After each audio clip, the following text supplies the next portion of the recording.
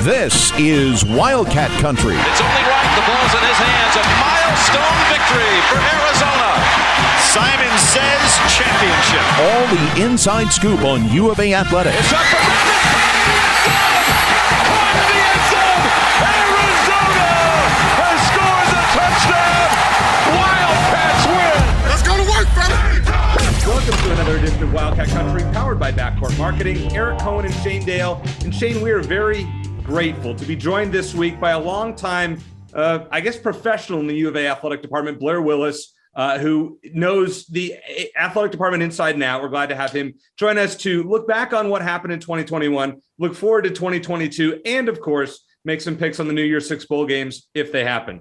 So, Blair, thanks for joining us here. Shane, let's get right to it. I'm going to start with question number one. A look back on 2021 in this special episode. And the first one is, what was your favorite Arizona sports moment in this past year? You know, I didn't think too much about these ahead of time because I wanted to be spontaneous, because I figured let's not try to pick the perfect one, just the first one that comes to your mind. It's the women's basketball team's win over UConn. That's the one for me. And there are some other ones, especially late in the year with the men's basketball team we could talk about. Certainly softball and baseball going to the College World Series. But for Arizona to get to the Final Four and then knock off the best, arguably the best college program, not just women's basketball program, but best college program over the last 15, 20 years or however long it's been with Gino Auriemma, was massive, and it was heartbreaking. They came away just one basket short of winning the whole thing. But yeah, I think it would have to be that game, that win over UConn was the end of it, ultimately the end of a fantastic run for that team. Blair, I would say the same thing, that the women's basketball team seems like the obvious choice here, right? Absolutely. And Eric and Shane, thanks for having me on once again. It's great to be with you. It's been a wild ride this year for Arizona athletics. I think, Dave Hickey and the administration had 5, major coaching changes to take on this year, which is kind of unprecedented. I think the Adia Barnes story, the women's basketball story with Ari McDonald, clearly the number one. But if I'm going to give you a number 1B, I actually might go with Arizona softball and Mike Candrea. His final year, everybody around the team and around the program pretty much knew it was going to be his final year. They wanted to get back to Oklahoma City one more time. They made it their goal. They were able to clinch that, to get the postseason back at Hillenbrand and then advance on to Oklahoma City. So I would say, for that one last hurrah before the baton was passed to Caitlin Lowe, I think that was a very special moment for one of the university's proud programs with a great tradition. I think that obviously that's a great choice. I think, to agree with Shane, the women's basketball success and just making it to the championship game, the fact that win over UConn, where we were like, okay, they had a favorable draw getting to that point, to be able to play UConn, but they're going to get killed. They're a huge underdog. I think they were something like a 9-1 underdog or something that was crazy. Then to go out there and really, I don't think they trailed in the second half, Shane, something like that. I mean, it was just a very shocking performance. And then against Stanford, who had really beat up on them a couple times during the season, to take them on down to the last shot with Ari McDonald having the ball in her hands.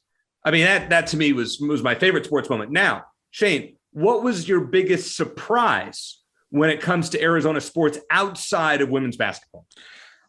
Maybe some recency bias here, Eric, but I got to say, signing a 5-star wide receiver after a 1-11 season would be. I'm sure there's some other ones, but Teteroa McMillan, and we learned how to pronounce his name by now, finally, thanks to little help with Adam Gordon. Yeah, we're calling him T-Mac. But after a 1-11 season, with their only win coming against a COVID-ravaged Cal team, being able to put together an impressive recruiting class even before he signed. It was a top 40 class, fringe top 40 class.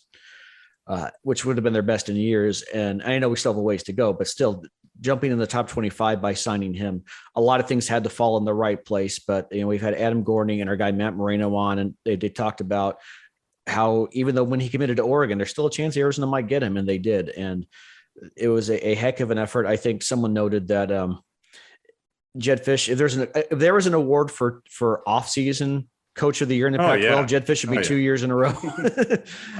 So he's got to win some games, but he's certainly on the right track to getting there thanks to this recruiting class headlined by McMillan. All right, Blair, biggest surprise in 2021 from the Arizona Athletic Department or Arizona athletics in general? I'll take over the Arizona men's basketball for this one from the standpoint of the Tommy Lloyd hire. I was a little bit neutral on. I felt good. I felt that Arizona basketball is really kind of a tried, a tested product. It was going to take some time maybe to stabilize some things with the first roster. But the fact that Coach Lloyd and his staff was able to, really keep a good nucleus of the guys that were here last year and then bring some new players in. And then as you fast forward now to the fall and you start the season up in November, they get off to an undefeated start, have played a couple really tough games away from home already. They look like a bona fide top 10 team. They kind of look like a vintage Arizona team from 10 or 20 years ago. I think that's a really pleasant surprise when I rewind 6 months and say, man, I just hope they're a little bit competitive this year. And I hope they can get a good first recruiting class in, and then maybe 2-3 years down the road, maybe they're contending for the Pac-12 title. I think they might be there this year already, contending with UCLA and USC. I think so. And that's why, we don't have any games to preview this week. We were really looking forward to be able to talk basketball, but unfortunately the Southern California schools, both men's and women's, have COVID issues and backed out of those. Yet UCLA is somehow practicing again. We won't get into that. My biggest surprise, both of yours are very good. Mine is actually a negative. It's when Jay Johnson left the Arizona baseball program to go to LSU. Shane and I, Blair, had Jay on, I think it was 3 times this year. Great guest every time. Every time, and including the week before Omaha. And I was convinced that, these jobs are going to come and go, and Jay's going to stay here. He's got a great thing going at Arizona. And just the way he left, where it was kind of unceremonious, never a public thank you, was kind of a surprise to me. That listen, Jay was a great guy. Wish him nothing but the best at LSU. He's got a great team. But then who did he take with him, Shane? Was it Jacob Berry that went with him to? Right. Yeah, they had. I think ALSU has the number 2 recruiting class coming into next season. Yeah, I mean, so listen, for him professionally, great. Chip Hale is the new manager of Arizona baseball. That is not one thing that I would have seen. So I'm going to say that was the biggest surprise. Now, when it comes to biggest disappointment, Blair, I'm going to start with you on this one. I mean, you worked in the football offices for many years. Would you go there as far as biggest disappointment, or would you go maybe Jay Johnson leaving? Well, I wouldn't necessarily put the Jay Johnson in the negative category from my standpoint, just because, LSU is LSU, that their resources speak for themselves. I think, quite honestly, Jay would have been a fool to turn that one down. Now, could he have done it a little bit differently? Could he have, maybe said a few more things graciously upon his exit? Possibly. But in the big, scheme of things, sort of like I was talking about Arizona, basketball and Arizona softball, I think Arizona baseball is still in good hands with Chip Hale. It's kind of a product that is pretty consistent. Doesn't mean it's going to go to the World Series every year, but I like where that program is. I'm looking forward to see what Chip Hale can do. For me, if I'm picking the most disappointing, it's just a singular moment. It's that night in September, against NAU. I've never been able to explain that one. Usually you can reason with yourself or with your friends enough to say why a team lost this game or why a team lost that game. Sometimes even why a FCS team might, upset a FBS team. That happens every once in a while. But in the first year with a new coaching staff, with a lot of optimism, kind of building slowly throughout the offseason, I just don't know how you kind of lay that egg on that night in September. So that's the singular most disappointing day for me of the year. Shane? Yeah. I don't think it could be anything else than that. And it's amazing to think that there would be a more gut-wrenching loss just 9 months after losing 70-7 to your arch rival, but there it was. And they got ahead 13-0. There's so many things had to go wrong for that game to turn out the way it did. I think, if they had more fans there, if they had Jordan McLeod starting the game as opposed to coming in the fourth quarter, but it should never have come down to that. And to be ahead and blow that lead is one. And then, like Blair said, it's one thing to lose to a good FCS team. This was not a good FCS team. The NAU was an awful team. And so there's just no explanation for that. It's a horrible loss. It's one that had all the good feelings about the Jetfish Heart that he had built for months just evaporated after that game. And I think fans are getting back there now and realizing that the future is still likely bright, but there's no other way there's any answer to me than that game. Just to differentiate from you guys a little bit, while the NAU game is part of my answer, I would just say that losing streak up until the Cal game was just so demoralizing. As Blair said, we were so excited. New coach, all right, we knew the talent wasn't necessarily there, but we thought there would be some progress. And then you go out and you lose to BYU. It was a close game, so we got our expectations up. Really got dominated by San Diego State. NAU was bad. Oregon, they hung in there till the fourth quarter, but we never thought they would win that game. You know, you look at games like UCLA and Washington, where Arizona had a pretty good chance to win, and they just couldn't get over the hump. And I know, Shane, you don't like to look at it this way, but I do. That win over Cal in November it's a win, but it has a small asterisk to it. It wasn't a full Cal squad, you know, and a win's a win. We're not talking about losing streaks, but I want to see Arizona actually win a legitimate football game against a mostly healthy team sooner than later. You and I have not seen a win in person, Shane, since 2019 when they played UCLA. And I think that might have been the last game, one of the last games that you went to. And I've been to a chunk more of them since then, and still nothing. So that to me is frustrating. But as you guys said, the NAU loss was the most gut-wrenching loss, in my opinion, since the 2010 ASU game with the blocked extra points. 70-7 was what it was, but it was 14-0 in the first 51 seconds. You knew what you were going to get. You knew it was going to be bad. That the 2010 ASU game will be hard to ever hard to top that. All right, our last one as far as a look back. Grade Arizona athletics for 2021. Shane, give a letter grade as we are talking about colleges after all, A through D or F. Yeah, it's maybe hard for y'all to believe, or hard for some outsiders who haven't been paying much attention to believe, considering the football team was as bad as it was. But I give a B, and maybe I was tempted to go a B plus, but I'm going to go with a B. The women's basketball team did what it did. The baseball team got to the College World Series. The softball team got to the College World Series. You want to think further down the line with the men's tennis team making the remarkable run it had, the men's golf team winning big tournament, multiple medalists in the Olympics. There was a lot of positive stuff. And if the football team, I think, was close to 500, I'd put them in an AA minus. So, you know, the big two, you know, in football and men's basketball are the two biggest in terms of revenue and eyeballs. But you go further down the line, there was a lot to like in 2021 for Arizona. So I'd give them a solid B. Blair, where do you grade Arizona's sports performances in 2021? When you asked the question, I was sort of leaning to what Shane said. B was the first letter that came into my mind, just because of the strength, really, of those spring sports and kind of the rebound for some of the programs here in the fall. And as we look to this spring, but I think my final grade for it would probably be around the B minus, just because I need to factor in, you know, football a little bit. You need to factor in men's basketball a little bit, and not necessarily just their performance, but kind of, you know, the support around those programs. And it's still going to take a little bit for this athletic department to rally fans to get them in the stadium. And certainly there's some, you know, factors. COVID, you know, this year it has really, you know, kept a lot of people away, new game day policies and procedures and so on and so forth.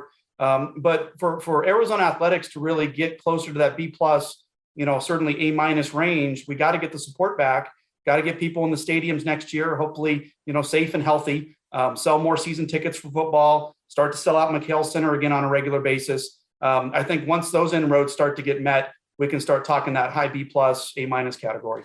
I'm actually going to go call this an A minus season, and I'll tell you why. Women's basketball team exceeded expectations to get to the championship game, one shot away from a national championship. You had your baseball and softball teams make it to their World Series. So those were dramatic wins. You've seen dramatic wins for the programs. You've seen the basketball team, both, you know, women's team is undefeated thus far in the 2021-22 season, ranked number 4, the men's team number 9. Nobody would have ever expected either of those.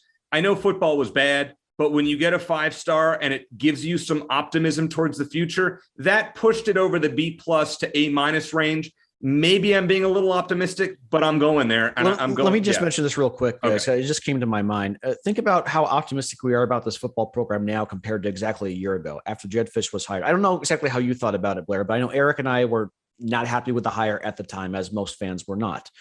And despite that, and despite the season they had, I'm very optimistic about the future of Arizona football, much more so now than I was a year ago today. So that in itself, I think maybe is worth, I don't know, half a letter grade if you want to consider it. Yeah, I think so, Shane. You know, that was, you know, you always kind of take that wait and see approach. I think with a new coach, especially when you go a little bit off the grid and it's not necessarily that home run hire. I mean, we've seen what the home run hire can do sometimes. It doesn't always work out the way you want it to. So you take that wait and see approach. I really liked what Coach Fish and his program did last offseason. We already talked about how deflating, that losing streak became during the season. But you're absolutely right in terms of the recruiting.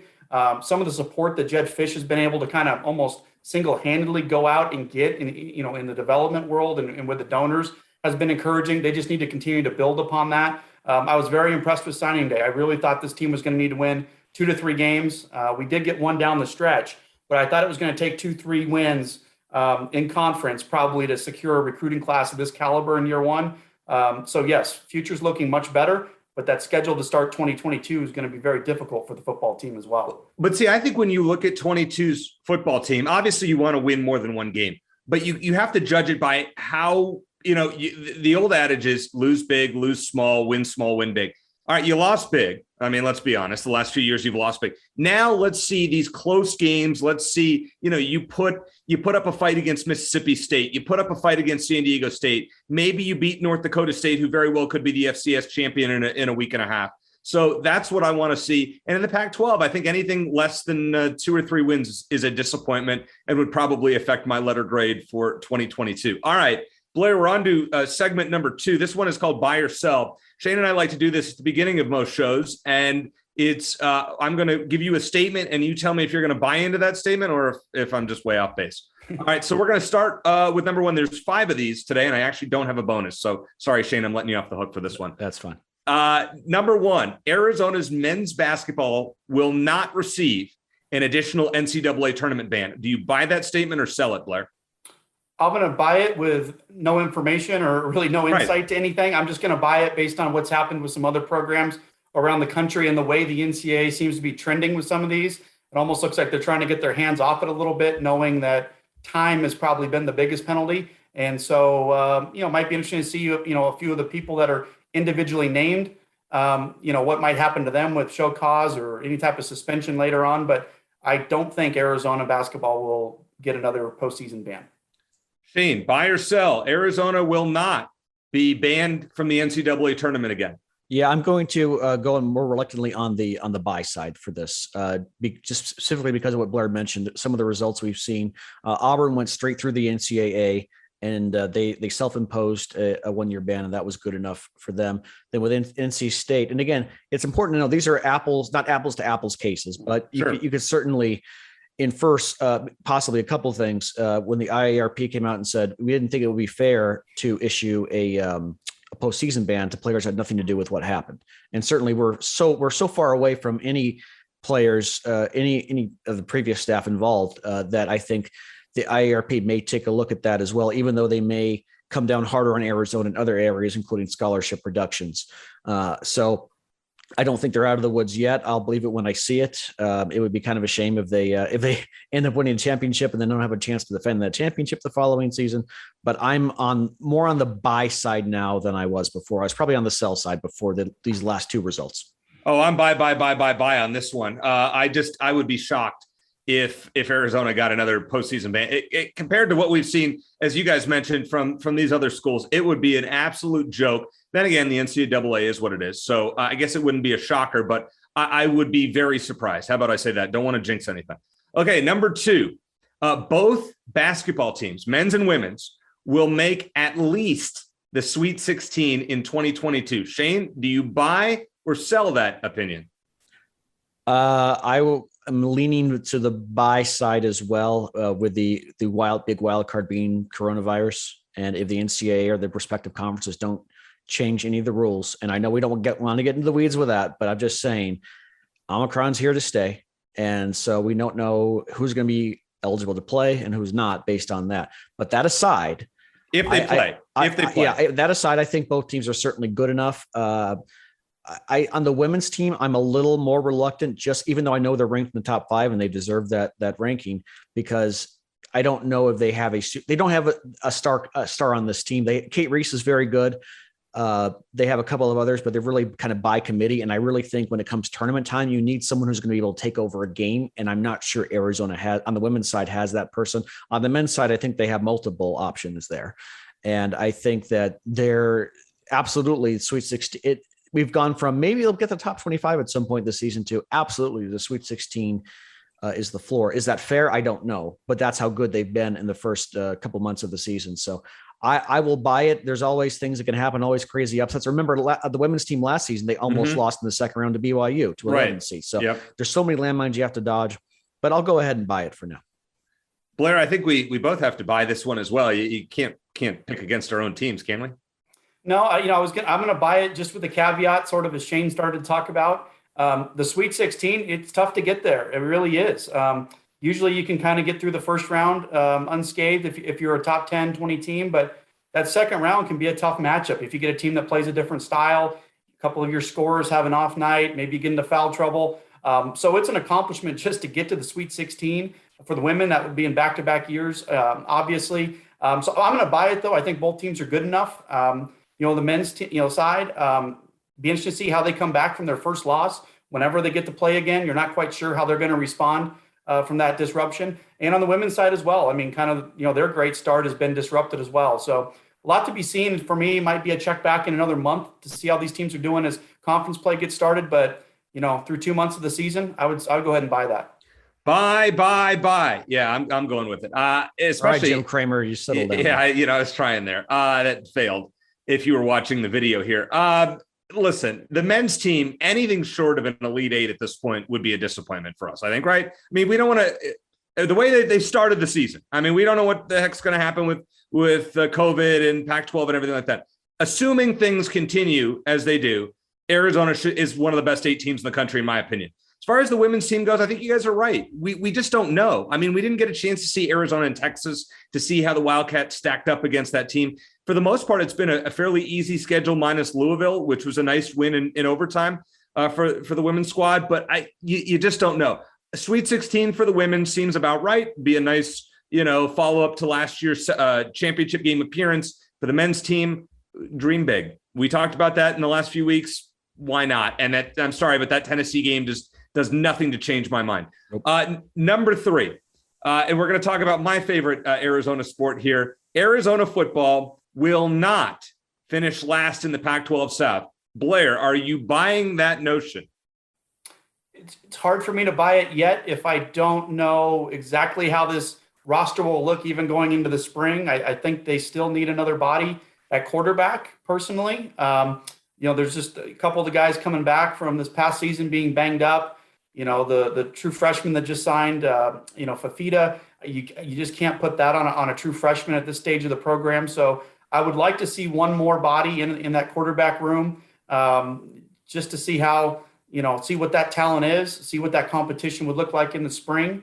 It was a pretty depleted roster this year, even though they were in some games. So I can't buy it right now. I don't necessarily want to sell it because I think that's a little bit of a incomplete decision, but I'll give you a better answer in the spring. I'm not going to buy it right now. Okay. Well, why don't we call it buy, sell, or hold? And you're going to hold on this one, Blair. I'm going to hold. Yes. Okay. Shane, are you going to buy, sell, or hold on this one as well? I'd probably be more on the buy side of things if Keaton Slovis or another big name transfer quarterback had already signed. I agree with Blair. Noah Fafita could be great, but as a true freshman, it's going to be really difficult. Is Jordan McLeod the guy? Maybe in a small sample size. I'm bigger on him than you are, but we'll just leave it. We'll leave it at that for now. We'll have plenty of time to talk about that in 2022. But I'm going to sell it for now, even though I think Arizona is probably going to win 2, maybe 3 games in the conference next season. That still might not be good enough to get them out of last. So I think they'll be a better team. I think that the rest of the Pac-12 South will be more formidable collectively, even though I think ASU might their slide might start next season for multiple reasons. But I think for now I'll have to sell it. But I reserve the right to change my mind in the summer or even the spring. I was thinking as Blair was talking, I was like, oh, that hold's not a bad idea. Maybe I should go there. And then Shane, you said sell. So you know what? I'm going buy. What the heck? There's just something tells me that they're going to find a quarterback. Once again, we don't know, but the rumor is, Casey Thompson, the former Texas quarterback, or Chuba Purdy from Florida State, somebody like that. There's going to be a veteran who comes in there. I just don't think next year's starting quarterback is currently on the roster. Maybe Noah comes in and plays, but I think he needs a year to learn from somebody. It'd be nice if they brought in a veteran presence, maybe the kid from Wyoming who had a huge bowl game in the Potato Bowl. I think Levi Williams is his name. He's a guy that could come in, start, play for 1 year, and then Noah takes over. So I'm going to buy. I think Colorado's on the way down. I think ASU, I mean, other than Jaden Daniels, who's coming back? I mean, they just lost a running back to Ohio State to play linebacker, one of their best running backs. Train him. So, and their three best players have declared for the draft. So I'm going to buy this one. I'm not telling you it's a lock. I'm not trying to go put money on it if an option were available, but I'm going to be optimistic going into 22. All right. T-Mac, Shane's buddy, Tetaroa McMillan, the 5-star freshman coming in. When did he become my buddy? Yeah, I just thought I'd throw that out there. Just because you got his name right. So T-Mac will top 1,000 receiving yards in his true freshman season. Blair, do you buy or sell that notion?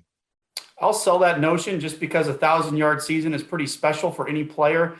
And as a true freshman doing that, again, we don't know who this quarterback is. It's going to be, throw into these receivers. So, maybe if you bring in a gunslinger that has thrown for 3,000 yards already in his career somewhere, which I don't think there's a ton of those out there on the transfer portal anyways.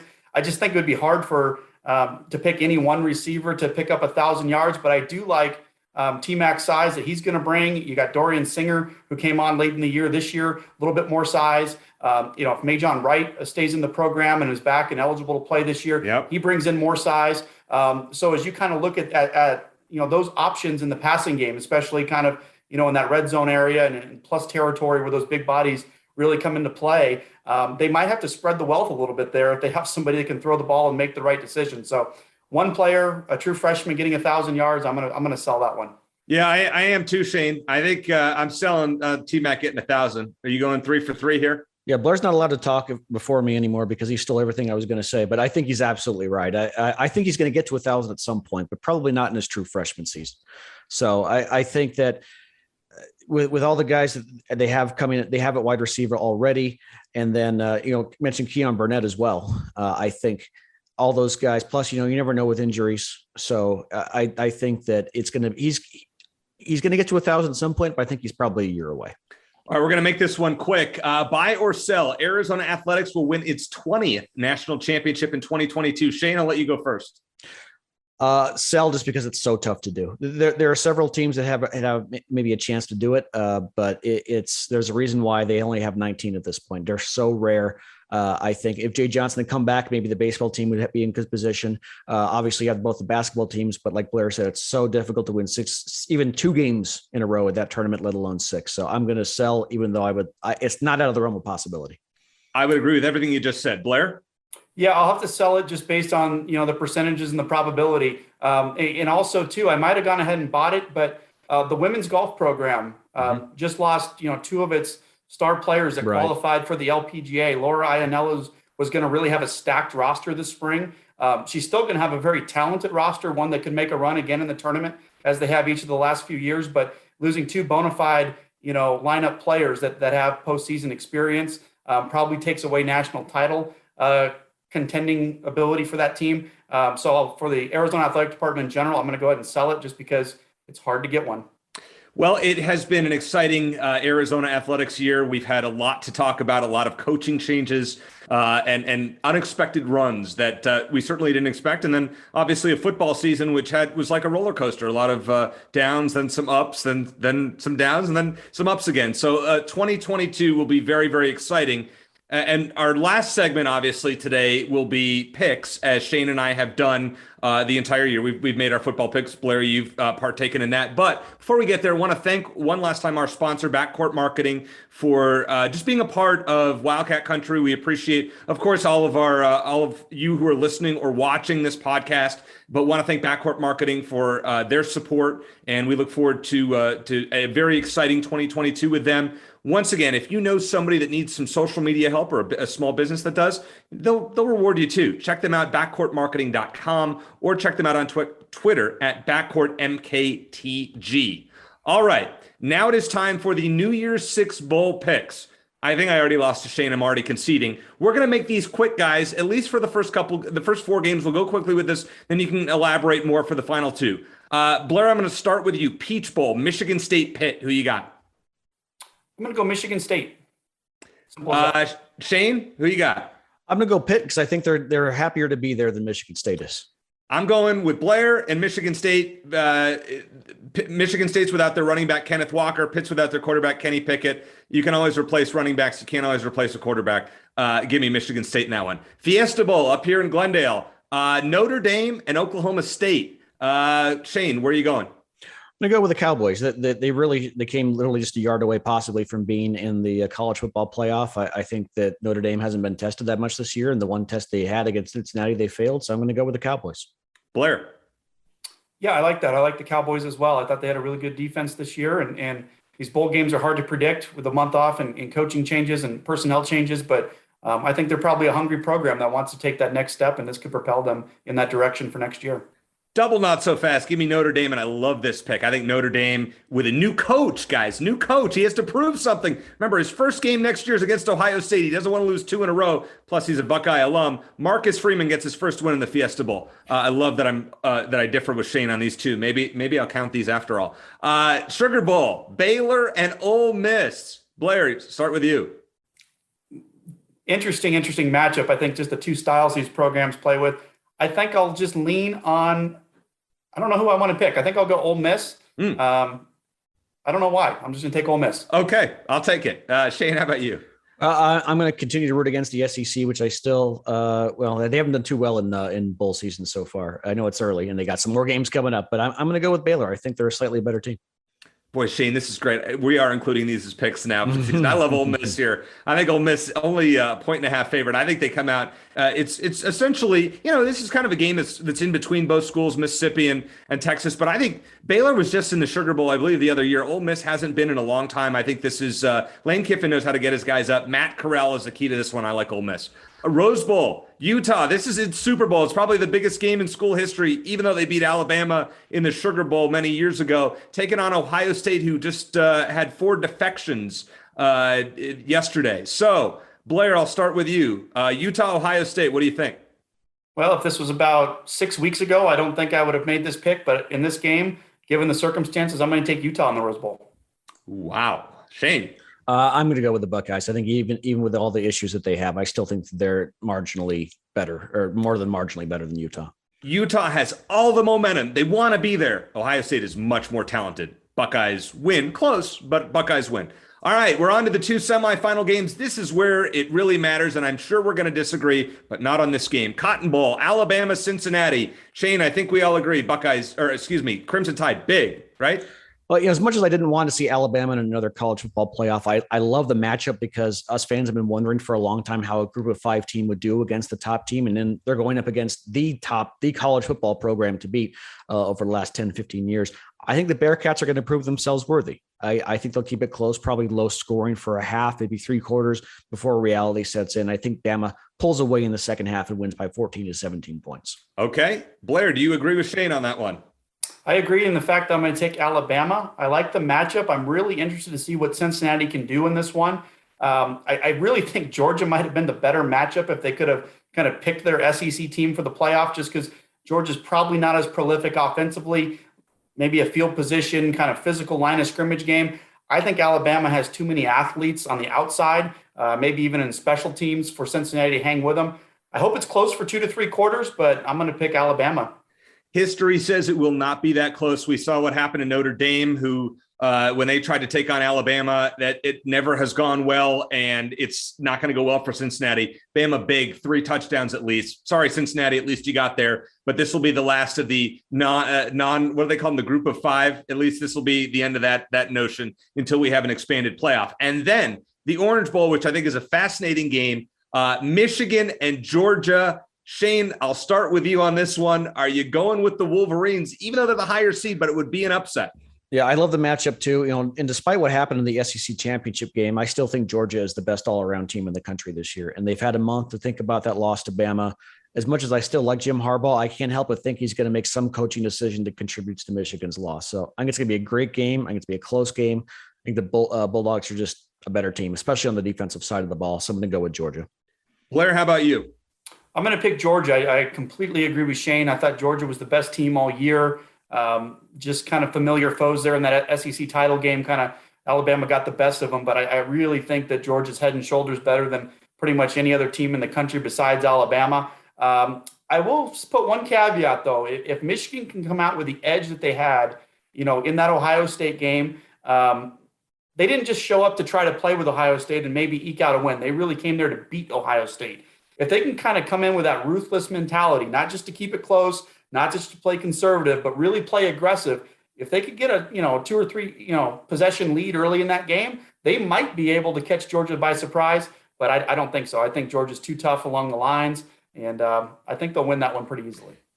I think that's great analysis that both of you gave. I actually agree with bits of what both of you said, but Michigan does not really have a mobile quarterback or an experienced mobile quarterback as Alabama did. Georgia's going to win this game big. Georgia 27, Michigan 10. I think we're going to see Alabama, Georgia, a rematch in the national championship game, which I'm sure we will make a pick on and for next week's Wildcat Country. Well, Blair Willis, really appreciate you joining us. Shane, Happy New Year to you both. Thank you to All AZ Sports for producing the podcast, to Backcourt Marketing for sponsoring the podcast, and of course, all of you who are listening and watching us. We very much appreciate it. Have a happy and healthy and safe New Year. And as always, bear down.